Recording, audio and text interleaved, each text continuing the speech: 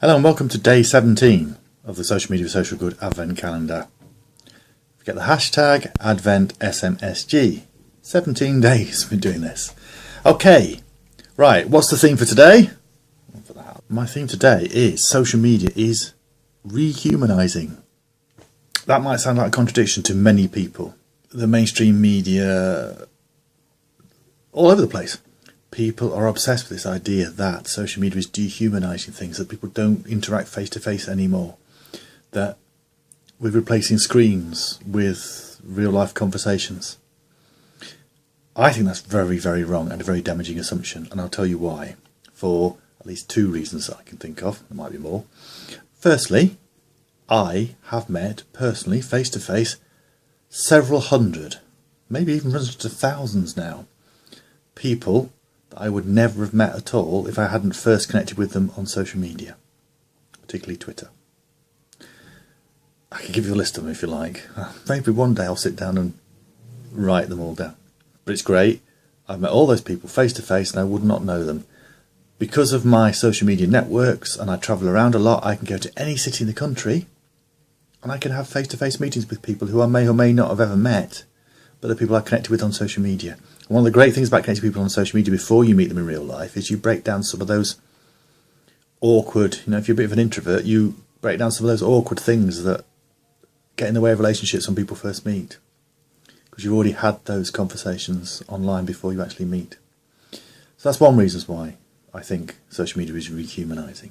Another reason why I think social media is rehumanizing is that it's encouraging us to use more photography and video.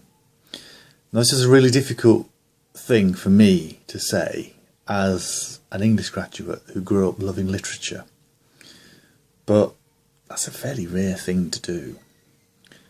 And while I am fully in favour of anything that increases people's literacy, I also have to recognise that literacy is a barrier for many people. And not only is it a barrier for people that you would think of in a sort of traditional sense, but a lot of people just don't like reading stuff. They get turned off if they have to read too much. So photography and video is doing away with that need. And instead of reading my messages, reading my letters or my emails, you can see me doing this. I think that actually being face to face behind a screen is the second, with a screen mediating between us, is the second best option behind meeting people face to face. But actually it's a pretty good option, and I think it's a better option than reading what they've got to say. So that's why another reason why I think social media is actually rehumanizing humanity in relationships, not dehumanizing.